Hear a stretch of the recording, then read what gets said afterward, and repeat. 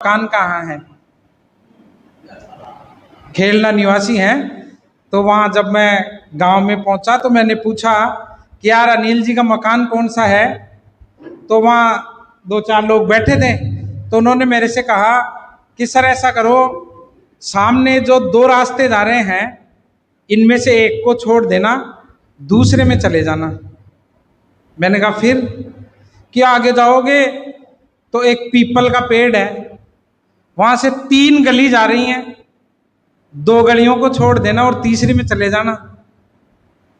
मैंने कहा फिर? कि वहाँ जाओगे तो वहाँ 3 मकान है, 2 को छोड़ देना और तीसरे में चले जाना। मैंने कहा फिर? कहा उस मकान में सामने 3 कमरे हैं, 2 को छोड़ देना और तीसरे को खोलना, उसमें एक भागवत गीता की पुस्तक रखी हुई है, उसकी सौगंध खा के कहता हूं कि मैं अनिल आजाद का घर नहीं जानता हूं। और ऐसे ही नवोदित और नवांकुरित साहित्यकार अनिल आजाद वे आए और अपना काव्य पाठ करें। अनिल जी आजाद।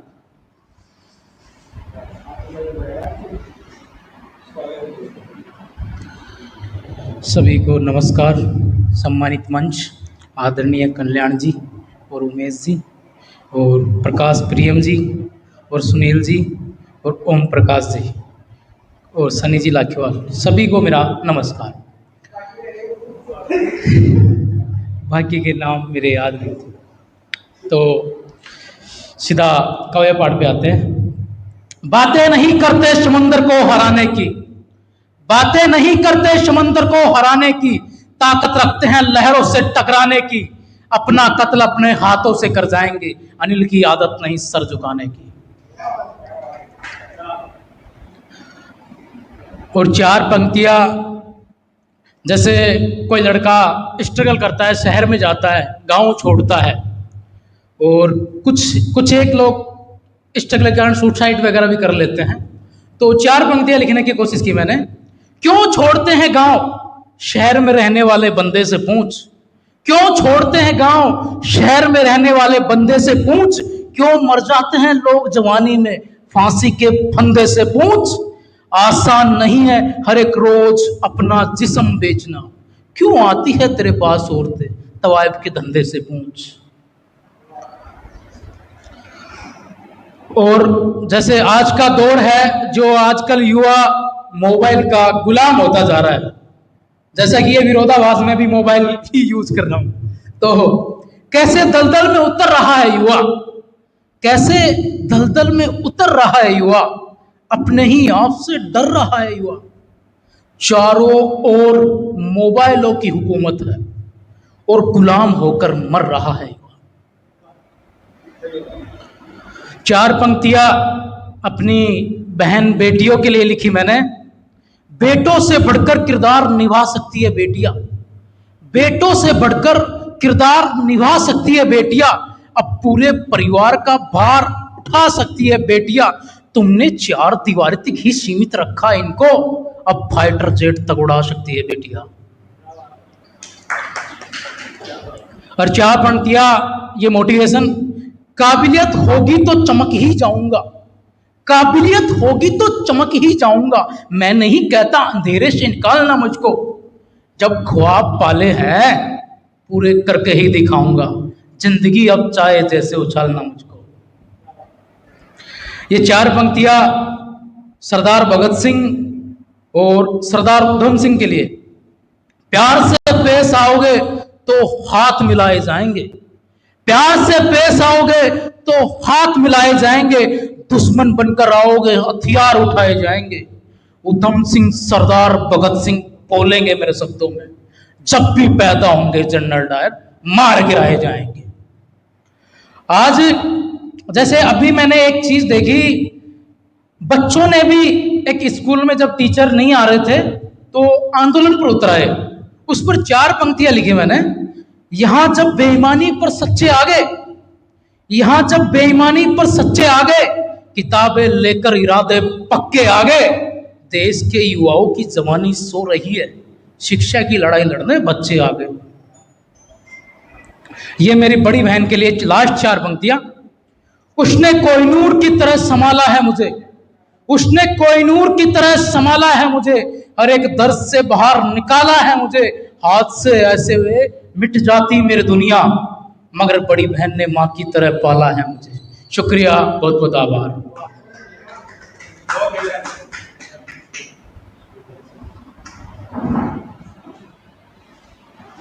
और अभी आपके सामने ओजस्वी कवि अनिल आजाद ने अपने विचार रखे, और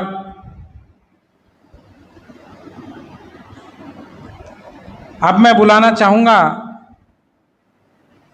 प्रशांत जी शर्मा कि वे आए और अपना काव्य पाठ करें।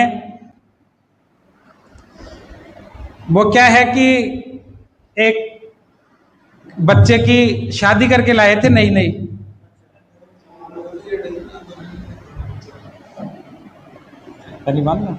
बोलेंगे ना, तो वो क्या है कि उसकी शादी करके लेके आए थे, तो बुजुर्ग घर में हाल चाल पूछते हैं। तो वो आया और जब वो नवोडा को लेके आए थे तो उसके अपने जो माता होती है वो निकल गई थी। तो वो आके उसको पूछता है कि बेटा बहू के क्या हाल है? कहता जी माता निकल गई।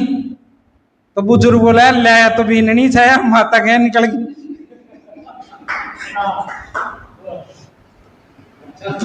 प्रशांत जी आए और अपना काव्य पाठ करें। प्रशांत जी शर्मा जो बिशनगढ़ से हमारे बीच आए हैं, श्रीमान प्रशांत जी शर्मा।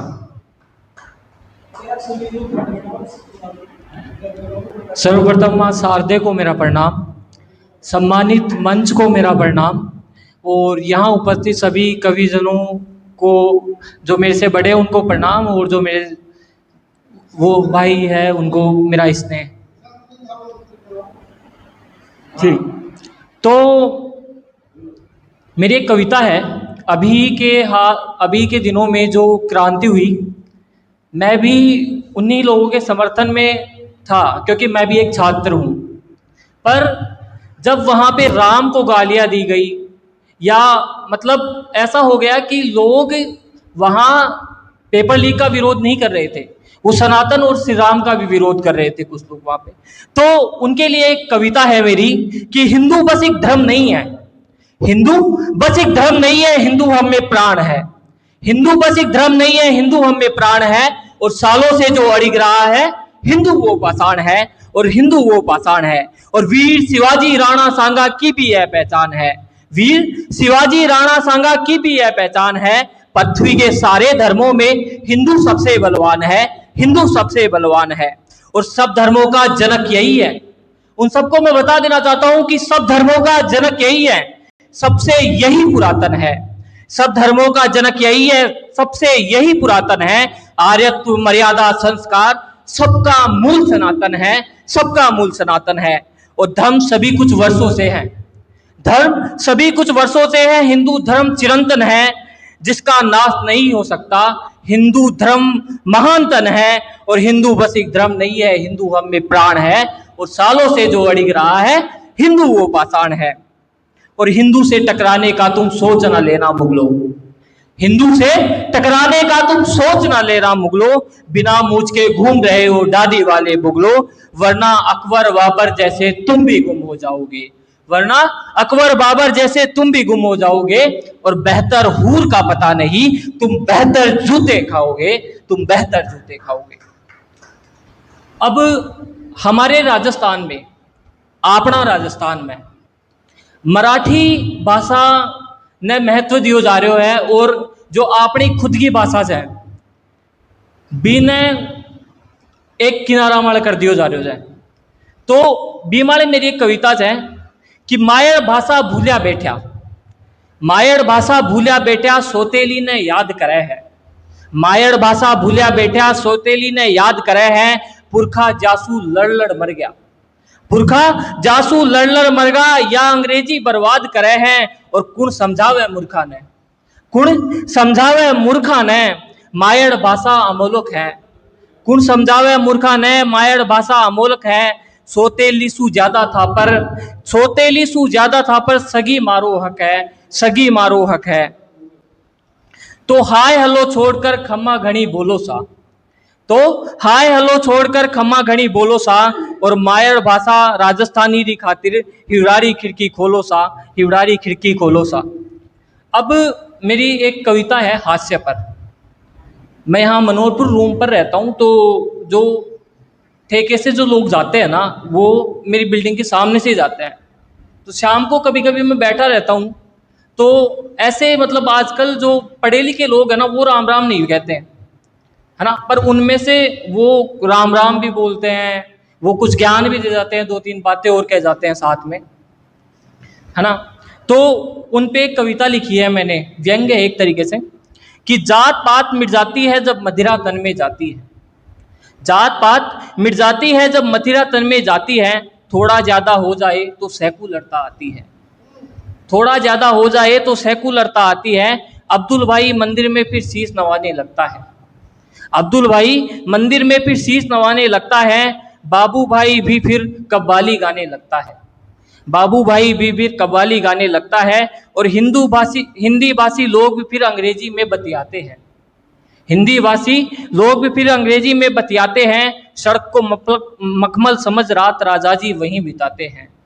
एक पोस्ट ऑफिस पे बैठा था, कल परसों सो रहा था बहुत आराम से, कि हिंदी भाषी लोग भी फिर अंग्रेजी में बतियाते हैं। सड़क को मखमल समझ रात राजा जी वहीं बिताते हैं। और समझ पावना उनको भैया कुत्ते चाय पिलाते हैं, समझ पावना भैया उनको कुत्ते चाय पिलाते हैं। और महंगी विस्की चुप रहती है, ठर्रे उत्पात मचाते हैं, ठर्रे उत्पात। धन्यवाद।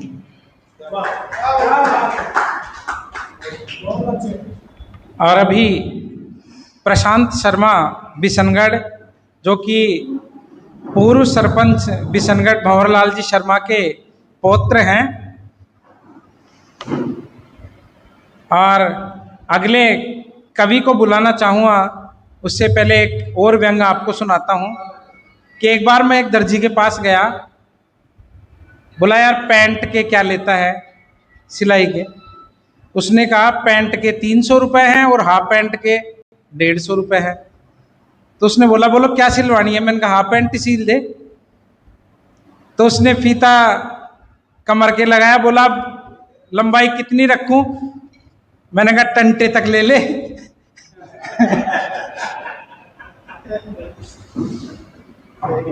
एक बार क्या होता है कि एक कवि था, उसके घर में चोर घुस गए।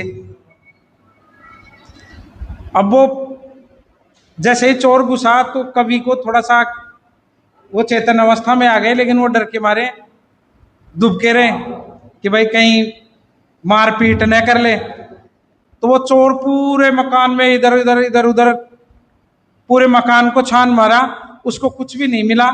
वैसे भी कवियों के घर में क्या मिलता है। तो सब कुछ ढूंढने के बाद में वो जाने लगा, तो वो कवि उसको जाते हुए को पकड़ लिया। कवि ने बोला रे जा कहाँ रहा है, पुलिस में दूंगा। तो उसने कहा यार पुलिस में मत दो, तो कैसे कविता सुन। तो चोर ने सोचा यार पुलिस में देगा पिटाई होगी, केस बनेगा, जेल में जाएंगे, जमानत करवानी पड़ेगी, इससे अच्छा है कविता ही सुन लो। तो कवि ने कविता सुनाना शुरू किया और चोर ने बैठकर कविता सुनना शुरू किया। जैसे ही कविता पूरी हुई, कवि ने पूछा रे बोल कैसी लगी। चोर बोला जी कविता तो ठीक थी, तो कहे एक और सुन। फिर कविता पूरी हुई, कवि ने पूछा रे बोल कविता कैसी लगी। कहे जी कविता तो ठीक थी, तो कहे एक और सुन। ऐसे करते करते करते कवि ने उसको 12 कविताएं सुना दी।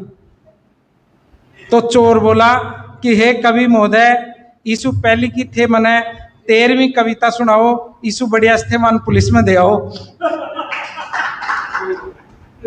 और अब मैं बुलाना चाहूंगा, भाकरी से हमारे बीच आए वैद्य ओम प्रकाश जी जोशी। वे आए और अपना काव्य पाठ करें। वैद्य ओम प्रकाश जी जोशी।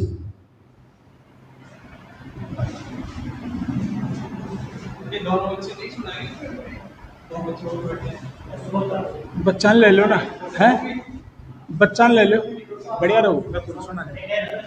श्रोता ही जगह, श्रोता ही जगह।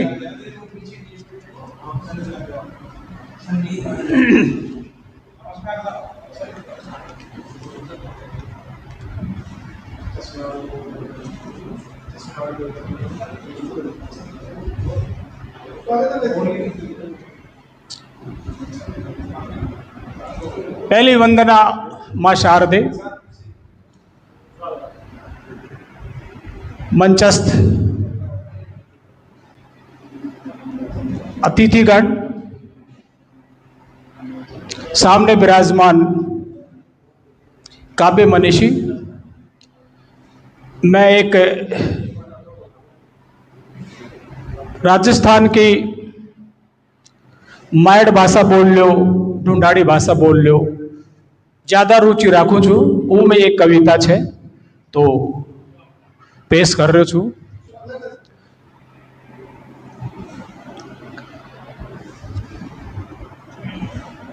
एको शीर्षक है दो फेरा को तावड़ो।